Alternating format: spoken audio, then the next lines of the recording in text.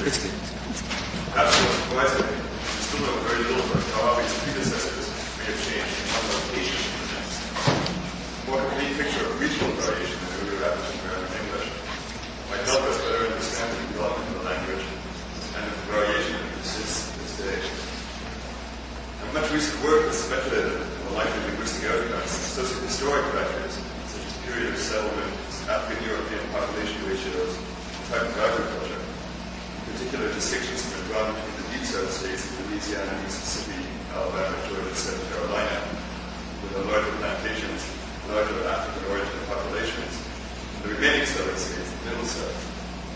But while socio-historic information may inform linguistic reconstruction, it can't give us definitive answers about the linguistic consequences of a particular situation. To do that, we need to supplement socio-historical information with linguistic evidence. In the past half century, we've seen a great deal of creative effort invested in discovering sources of information on earlier African American English. Usually these sources are evaluated based on criteria relevant to study the varieties as a whole, or the data primary actually produced by African Americans, or secondary descriptions and transcriptions by others. The data historical actually produced during the time period of interest to us, or semi-contemporary, recently produced but in contexts where we'd expect persistence of earlier linguistic systems. And if they are historical, how far back do we take this? Different researchers impose different tests to validate different data sources. Not surprisingly, they tend to conclude that the best data is their own. And we're also often reminded that data sources have complementary weaknesses and can sometimes be addressed in recourse to multiple sources. But no matter how valid existing sources are, they're not really suited to investigating regional variation in early African American English. An investigation that requires large amounts of primary data and detailed information on the origin of informants. Recorded interviews and early written material are too sparse. The speech of the African American diaspora can't always be attributed to a precise place of origin, may involve dialect leveling. And transcribed legislative interviews, while permitting regional analysis, can, by the nature of their transcription process, capture details of chronological conditioning. So today I'd like to have a look at the possibility of regional variation in early African American English. In a relatively new source, the Ottawa Repository of Early African American Correspondence, or ORIAC, houses the system of linguistics on the University of Ottawa.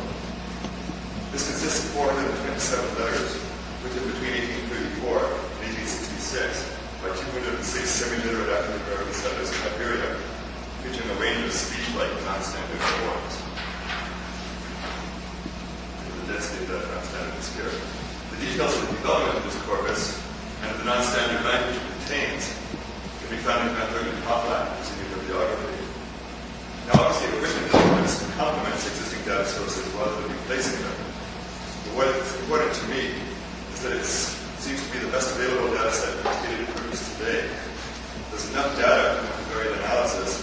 The data is primary, which means even fine details of chronological conditioning can be investigated. And we actually know the state of origin of most of the informants. 19th century ship's logs and the 1843 Liberian census has been compiled and standardized to give us detailed demographic information about Liberian settlers, including the majority of the ORIAC correspondence. As number one in your handout showed, in the transparency, most of those for whom we have information, like most African Americans, they claim no literacy. Over 60% of slaves were freed by their masters before they purchased their own freedom.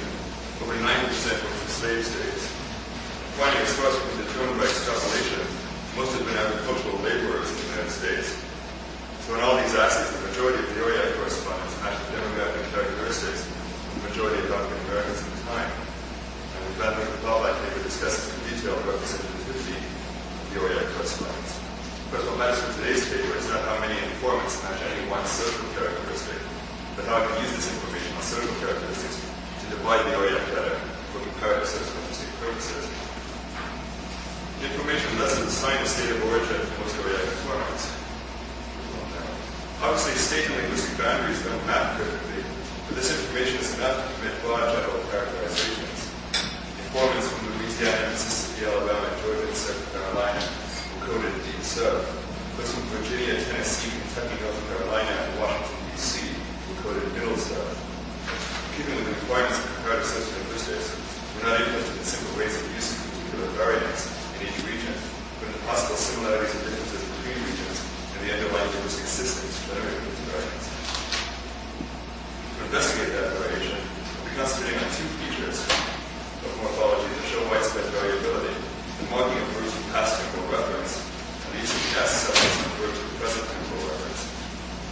chose these particular features because they're well suited to a regional variations analysis.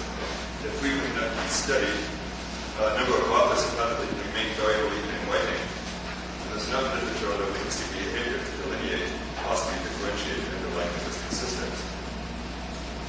So turning first to past tense, we know that variation in the expression of simple past temporal reference in African American English has fueled decades of speculation and investigation.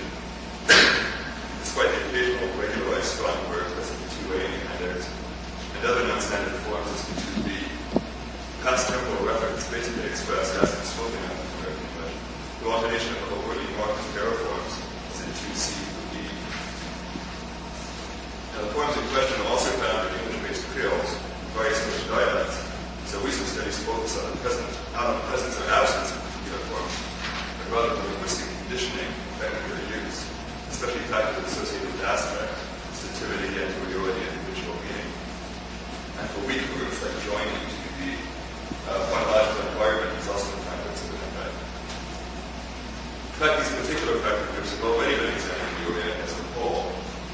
Herman Pollack found that aspect-related effects appear to play no role, while perhaps surprisingly for a written source, receiving phonological environment had a strong effect, much of that is spoken African American English program. Today we break the OEN down by region to perform multi-guide analyses on the data from each region with the help of our variable organic mapping plan. We see that parallel effects of preceding phonological environment hold across both the middle and the deep south. Unborn capacity for weak verbs are strongly conditioned by a chronological tendency toward define past processes.